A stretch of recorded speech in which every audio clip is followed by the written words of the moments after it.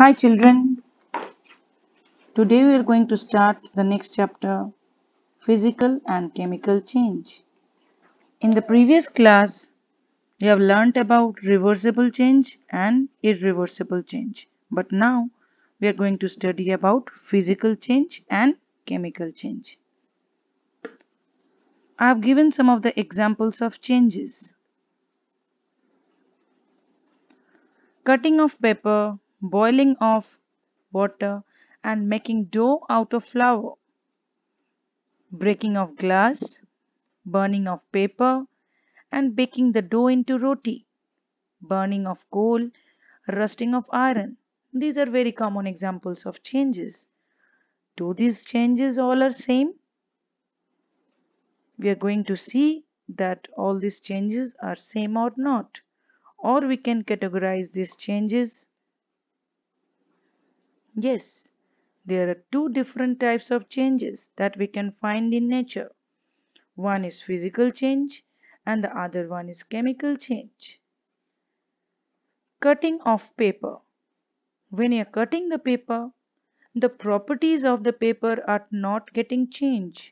Only the physical property, that is the shape and size of the paper, is getting changed. But the chemical property, that is the composition of paper out of which it is made, is remaining the same. Hence, this change is a physical change. Boiling of water. What happens in this case? In this case, while boiling, water gets converted into its vapor state. Again, on by the process of condensation, we can get back water again. Hence, this change is also a change in the physical property, that is the state of the substance, and hence it is a physical change. Making dough into flour, out of flour. So, while making the dough out of flour, the composition of flour is not getting changed, only that is getting into a dough shape. Here also this change is an example of physical change.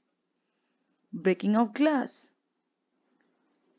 We know that glass is made up of some particles, and when you are breaking the glass into smaller pieces, the composition of the glass is not getting changed, only the shape of the glass is getting changed. That is, it is getting broken down into smaller pieces. Here there is a change in shape and size of the glass, and hence it is an example of physical change. On the other hand, we can see burning of paper. When we burn a paper, what happens? Can we get back the paper again? No, as because after burning the paper gets converted into ash and some gases evolved out of it. Hence, we cannot get back the paper again. In case of baking the dough into a roti, can we get back the dough again from the baked roti? No, because the composition of the roti is different from the dough. There is change in the chemical composition of the substance. Burning of coal, on the other hand, is also a chemical change. By burning a coal, what happens? The coal converts into ash and again some gases are evolved. Rusting of iron. Rusting of iron, we know that sometimes the iron articles get rusted. There is a coating, reddish brown coating occurs on the surface of the iron article, which is called rusting. Can we get back the iron again from the rusted iron? No. So all these changes, that is burning of paper, baking the dough into roti, and burning of coal, rusting of iron, are examples of chemical change. So from all these examples of physical change and chemical change, we can conclude the definitions of these two changes. Here again, there are some examples of physical change. You can see crushing a can, melting an ice cube, boiling of water into water vapor, mixing of sand and water, breaking of glass, dissolving sugar into water, and shredding of paper, chopping of wood, and mixing green and red marbles, sublimation of dry ice. All these are examples of physical changes.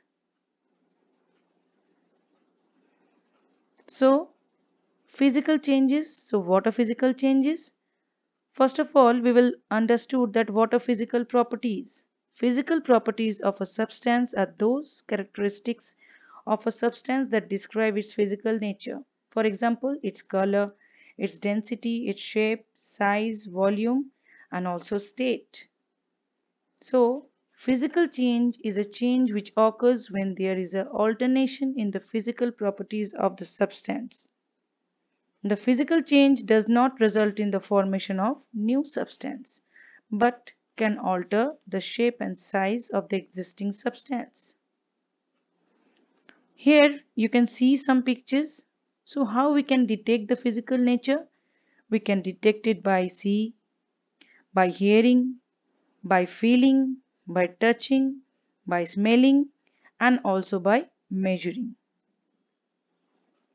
On the other end, the chemical properties of a substance are those characteristics of a substance that describes its chemical nature. For example, toxicity of a substance or how a substance reacts with other substance is determining its chemical property. Hence, a chemical change or a chemical reaction is any change in the chemical properties of the substance. Whenever a substance undergoes a chemical change, a new substance is formed. Some examples of chemical change we can see over here: rusting of iron, burning of wood, metabolism, cooking of egg, baking of cake, electroplating, rotting of the banana or any kind of fruit, and the reaction between vinegar and baking soda, the burning of the fireworks and the chemical battery.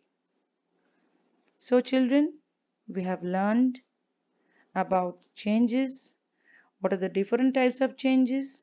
That is physical change and chemical change. And also we have learned about the different instances where a chemical change or a physical change is taking place. We will proceed with the next topic in the next class. Thank you children.